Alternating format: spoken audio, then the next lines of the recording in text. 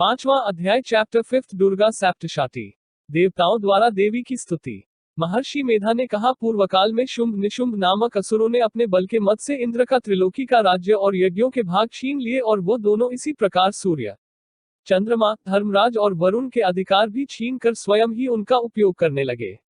वायु और अग्नि का कार्य भी वही करने लगे और इसके पश्चात उन्होंने जिन देवताओं का राज्य छीना था उनको अपने अपने स्थान से निकाल दिया। इस तरह से अधिकार छीने हुए दैत्यों तथा दैत्यों द्वारा निकाले हुए देवता अपराजिता देवी का स्मरण करने लगे कि देवी ने हमको वर दिया था कि मैं तुम्हारी संपूर्ण विपत्तियों को नष्ट करके रक्षा करूंगी। ऐसा विचार कर सब देवता हिमालय पर गए और भगवती विष्णु माया की स्तुति करने लगे। देवताओं ने कहा, देवी को नमस्कार है, शिव को नमस्कार है, प्रकृति और भद्रा को नमस्कार है। हम लोग रौद्र, नित्या और गौरी को नमस्कार करते हैं। ज्योत्सनामयी, चंद्रोरूपिणी व सुख रूपा देवी को निरंतर नमस्कार है। शरणागतों का कल्याण करने वाली वृद्धि और सिद्धि रूपा देवी को हम बार दो नमस्कार करते हैं और नैऋति, राजाओं की लक्ष्मी तथा सर्वाणी को नमस्कार है। दुर्गा को, दुर्ग स्थलों को पार करने वाली दुर्गपारा को, सारा, सर्वकारिणी, ख्याति कृष्ण और घूम्र देवी को सदैव नमस्कार है। अत्यंत सौम्य तथा अत्यंत रौद्रोरूपा को हम नमस्कार करते हैं, उन्हें हमारा बारंबार प्रणाम है। जगत की आधारभूत कृति देवी को बार बार नमस्कार करते हैं। जिस देवी को प्राणी मात्र विष्णु माया कहते हैं उसको नमस्कार है, उसको नमस्कार है, उसको नमस्कार है। जो देवी संपूर्ण प्राणियों में चेतना कहलाती है उसको नमस्कार है, उसको नमस्कार है, उसको नमस्कार है। जो देवी संपूर्ण प्राणियों में बुद्धि रूप से स्थित है उसको नमस्कार है, उसको नमस्कार है, उसको नमस्कार है। जो देवी सब प्राणियों में निद्रा रूप से विराजमान है उसको नमस्कार है, उसको नमस्कार है, उसको नमस्कार है। जो देवी संपूर्ण प्राणियों में क्षुधा रूप से विराजमान है उसको नमस्कार है, उसको नमस्कार है, उसको नमस्कार है। जो देवी संपूर्ण प्राणियों में छाया रूप से स्थित है उसको नमस्कार है, उसको नमस्कार है, उसको नमस्कार है। जो देवी सब प्राणियों में शक्ति रूप से स्थित है उसको नमस्कार है, उसको नमस्कार है, उसको नमस्कार है।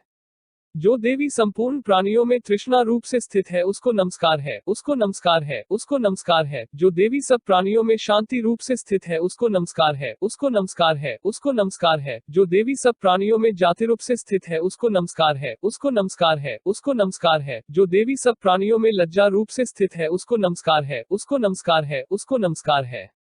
जो देवी संपूर्ण प्राणियों में श्रद्धा रूप से स्थित है उसको नमस्कार है, उसको नमस्कार है, उसको नमस्कार है। जो देवी संपूर्ण प्राणियों में कांति रूप से स्थित है, जो देवी सब प्राणियों में लक्ष्मी रूप से स्थित है उसको नमस्कार है, उसको नमस्कार है, उसको नमस्कार है। जो देवी संपूर्ण प्राणियों में वृत्ति रूप से स्थित है उसको नमस्कार है, उसको नमस्कार है, उसको नमस्कार है। जो देवी सब प्राणियों में स्मृति रूप से विराजमान है उसको नमस्कार है, उसको नमस्कार है, उसको नमस्कार है। जो देवी सब प्राणियों में दया रूप से स्थित है वो उसको नमस्कार है, उसको नमस्कार है। जो देवी सब प्राणियों में तुष्टि रूप से स्थित है उसको नमस्कार है, उसको नमस्कार है, उसको नमस्कार है। जो देवी संपूर्ण प्राणियों में मात्र रूप से स्थित है उसको नमस्कार है, उसको नमस्कार है, उसको नमस्कार है। जो देवी संपूर्ण प्राणियों में भ्रांति रूप से स्थित है उसको नमस्कार है, उसको नमस्कार है, उसको नमस्कार है। जो देवी संपूर्ण प्राणियों में नित्य व्याप्त रहती है उसको नमस्कार है, उसको नमस्कार है, उसको नमस्कार है। जो देवी चैतन्य रूप से इस संपूर्ण संसार को व्याप्त करके स्थित है उसको नमस्कार है, उसको नमस्कार है, उसको नमस्कार है। पूर्वकाल में देवताओं ने अपने अभीष्ट फल पाने के लिए जिसकी स्तुति की है और देवराज इंद्र ने बहुत दिनों तक जिसका सेवन किया है वह कल्याण की साधना भूता ईश्वरी हमारा कल्याण और मंगल करे तथा सारी विपत्तियों को नष्ट कर डाले। असुरों के सताए हुए हम संपूर्ण देवता उस परमेश्वरी को इस समय नमस्कार करते हैं तथा जो भक्ति पूर्वक स्मरण किए जाने पर तुरंत ही सब विपत्तियों को नष्ट कर देती है वो जगदम्बा इस समय भी हमारा मंगल करके हमारी समस्त विपत्तियों को दूर करे। महर्षि मेधा ने कहा, हे राजन, इस प्रकार जब देवता स्तुति कर रहे थे तो उसी समय पार्वती देवी गंगा में स्नान करने के लिए आई। तब उनके शरीर से प्रकट होकर शिवादेवी बोली, शुंभ दैत्य के द्वारा स्वर्ग से निकले हुए और निशुंभ से हारे हुए यह देवता मेरी स्तुति कर रहे हैं। पार्वती के शरीर से अंबिका निकली थी, इसलिए उसको संपूर्ण लोक में कौशिकी कहते हैं।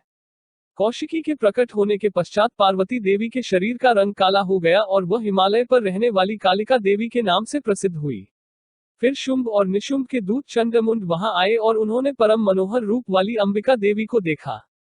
फिर वह शुंभ के पास जाकर बोले, महाराज, एक अत्यंत सुंदर स्त्री हिमालय को प्रकाशित कर रही है, वैसा रंग रूप आज तक हमने किसी स्त्री में नहीं देखा। हे असुरेश्वर, आप यह पता लगाएं कि वह कौन है और उसको ग्रहण कर ले।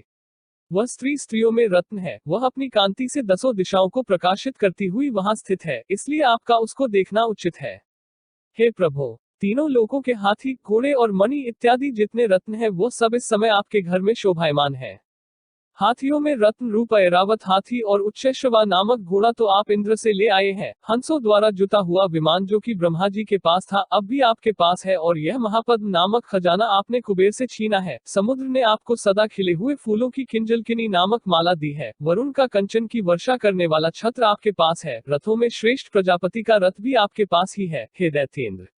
मृत्यु से उत्क्रांतिका नामक शक्ति भी आपने छीन ली है, और वरुण का पाश भी आपके भ्राता निशुंभ के अधिकार में है, और जो अग्नि में न जल सके ऐसे 2 वस्त्र भी अग्निदेव ने आपको दिए हैं। हे दैत्यराज, इस प्रकार सारी रत्नरूपी वस्तुएं आप संग्रह कर चुके हैं, तो फिर आप यह कल्याणकारी स्त्रियों में रत्नरूप अनुपम स्त्री आप क्यों नहीं ग्रहण करते? महर्षि मेधा बोले। चंद्रमुन का यह वचन सुनकर शुंभ ने विचारा कि सुग्रीव को अपना दूत बनाकर देवी के पास भेजा जाए। प्रथम उसको सब कुछ समझा दिया और कहा कि वहां जाकर तुम उसको अच्छी तरह से समझाना और ऐसा उपाय करना जिससे वह प्रसन्न होकर तुरंत मेरे पास चली आए। भली प्रकार समझा कर कहना। दूत सुग्रीव पर्वत के उस रमणीय भाग में पहुंचा जहां देवी रहती थी। दूत ने कहा, हे देवी, दैत्यों का राजा शुंभ जो इस समय तीनों लोकों का स्वामी है, मैं उसका दूत हूं और यहाँ तुम्हारे पास आया हूँ। संपूर्ण देवता उसकी आज्ञा एक स्वर से मानते हैं। अब जो कुछ उसने कहला भेजा है वह सुनो। उसने कहा है, इस समय संपूर्ण त्रिलोकी मेरे वश में है और संपूर्ण यज्ञों के भाग को पृथक पृथक मैं ही लेता हूँ, और तीनों लोकों में जितने श्रेष्ठ रत्न है वह सब मेरे पास है। देवराज इंद्र का वाहन ऐरावत मेरे पास है जो मैंने छीन लिया है। उच्च श्रवा नामक घोड़ा जो क्षीर सागर मंथन करने से प्रकट हुआ था उसे देवताओं ने मुझे समर्पित किया है।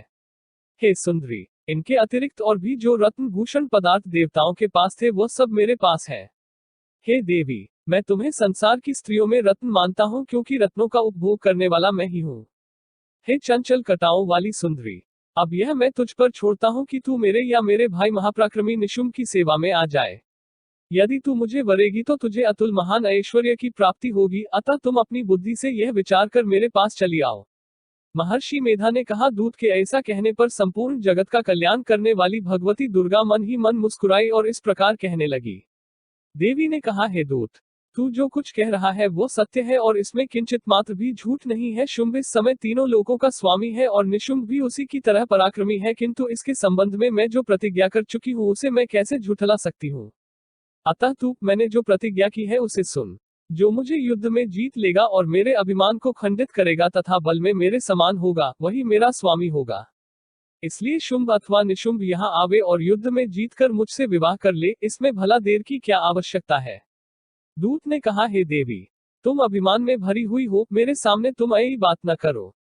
इस त्रिलोकी में मुझे तो ऐसा कोई दिखाई नहीं देता जो कि शुंभ और निशुंभ के सामने ठहर सके। हे देवी, जब अन्य देवताओं में से कोई शुंभ व निशुंभ के समान युद्ध में ठहर नहीं सकता तो तुम जैसी स्त्री उनके सामने रणभूमि में ठहर सकेगी। जिन शुंभ आदि असुरों के सामने इंद्र आदि देवता नहीं ठहर सके तो फिर तुम अकेली स्त्री उनके सामने कैसे ठहर सकेगी। अतः तुम मेरा कहना मानकर उनके पास चली जाओ, नहीं तो जब वह तुम्हें केश पकड़कर घसीटते हुए ले जाएंगे तो तुम्हारा गौरव नष्ट हो जाएगा, इसलिए मेरी बात मान लो। देवी ने कहा, जो कुछ तुमने कहा ठीक है।